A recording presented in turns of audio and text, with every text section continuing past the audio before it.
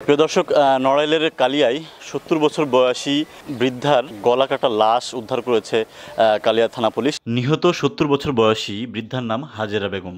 তিনি কালিয়া উপজেলার বেন্দাচ্চর গ্রামের মৃত হাজী নুরমিয়া শেখের স্ত্রী। বৃদ্ধা হাজেরা বেগমের এমন মৃত্যুতে হতবাক স্বজনরা ও এলাকাবাসী। মুহূর্তেই তাদের আহাজারিতে ভারী হয়ে ওঠে পুরো হাসপাতাল এলাকা। এই মুহূর্তে আমরা কালিয়া উপজেলা স্বাস্থ্য কেন্দ্রে রয়েছি।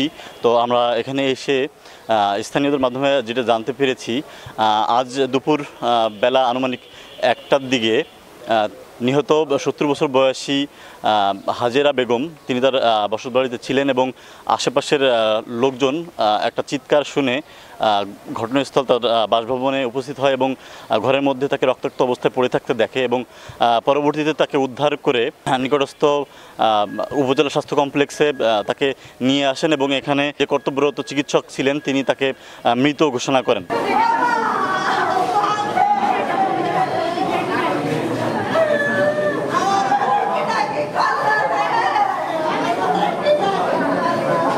এ বিষয়ে কালিয়া থানা অফিসার ইনচার্জ আবদুল্লাহ আল মামুন গণমাধ্যমকে বৃদ্ধার লাশ উদ্ধারের বিষয়টি নিশ্চিত করে বলেন, লাশটি ময়নাতদন্তের জন্য নড়াইল সদর হাসপাতালে প্রেরণের প্রক্রিয়া চলছে।